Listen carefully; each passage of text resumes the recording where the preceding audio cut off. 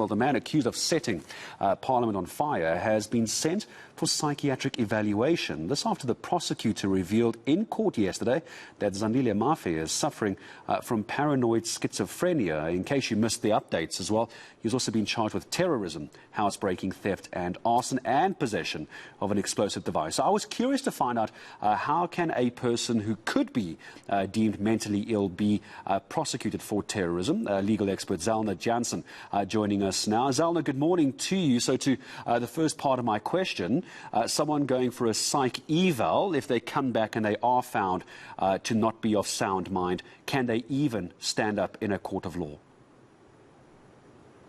Hi, good morning, Gareth, and good morning to your viewers. Yes, it obviously depends on what the psych evaluation says, how unfit he is to stand trial.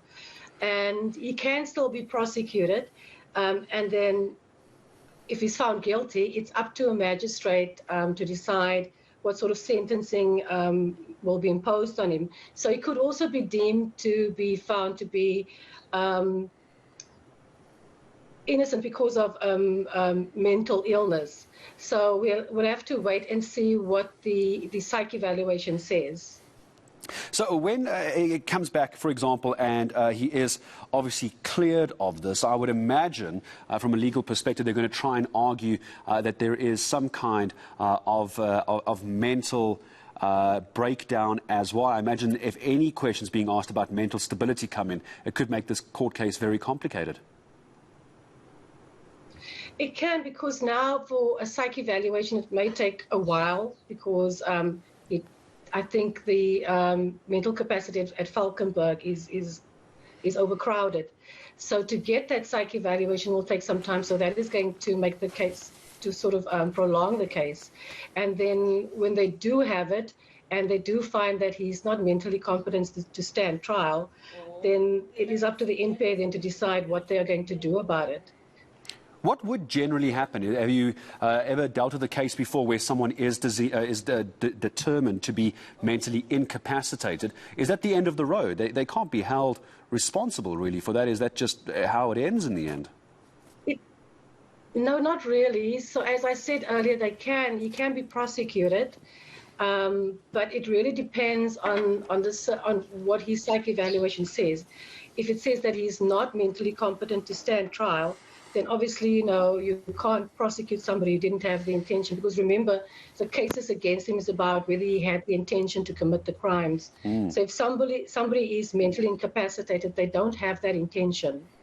So we can speculate now that if they do find him to be mentally incompetent not to stand trial, then obviously he cannot stand trial. He'll have to be sent to a psych ward until he receives the necessary hospitalization to become competent. And even after that, so now he's competent, they can prosecute him, but then there has the defense of mental incapacity.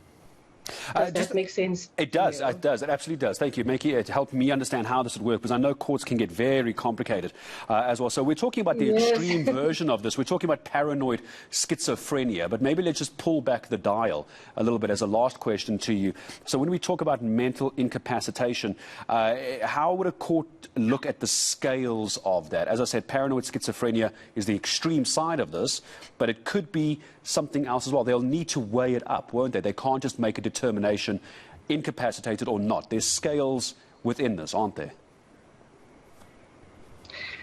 Well, yes. So as I said, you would need to have been aware of what he was doing, when he was crawling around in terms of the evidence that they have. Did he intentionally have explosives with him to create the damage that he did? Did he know what he was doing? So those are the factors that they would look at. And for now, we don't have much. We know that his attorney says that he's not mentally incapacitated and that this is he's being used as a scapegoat. But we do have some observation from the Surgeon General, and that is it carries a lot of weight. And so in so much as that the prosecution themselves has sent him off to be assessed, and that will in itself prolong the case. And then also there is the fact that terrorism is not an easy offence or charge to prove. So that in itself will also extend the trial. So we'd have to see, what we do understand now that it's schizophrenia. We don't know how bad it is in terms of was there opportunities or times when he was able to understand what he was doing. Can the prosecution oppose that, prove that in court? Or is he just entirely mentally incompetent, which then means that he's going to have to be sent away to become competent, and we don't know how long that is. And when he is competent, he then has to come back and face the charges, and then he would have the defense of being mentally incapacitated. And then they can send him for further psychiatric treatment, depending. Obviously, it's a discretion of the magistrate, the judge. The judge would then have to decide. So he has that discretion. Is it safe for him to be released back into the public? Can he take some responsibility? Because terrorism is not, as I also said, it's a priority crime in terms of that. If he's found guilty, it could either be a fine between 200,000 rand to 100 million. So that's just how serious the crime is, and it's between 5 years to life. So right now, all of the information that we have is really scant. I mean, up until yesterday, I would have said that the state's evidence against Mafe was at best circumstantial. But then obviously the state prosecutor was confident that they have footage of him there.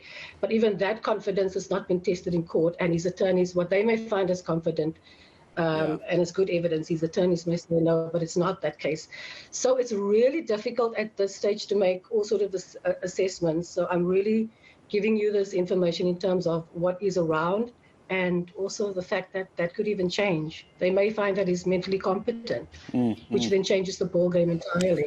And I appreciate it. Of course, there's not a lot to go on as well. Just I think you've answered the question around the paranoid schizophrenia and the capacity beautifully. I really appreciate your time, but you can see how complicated this is. If you were joining Zelna Jansen this morning, legal expert, it's a long way away, I think, until we get any clarity on this. But Zelna, thank you for your time in indulging me this morning. It's all going to be a long court case, though, before we get to any kind of finality. It's serious charges. There's serious concerns around paranoid schizophrenia. This is going to be a drawn-out court case, no doubts.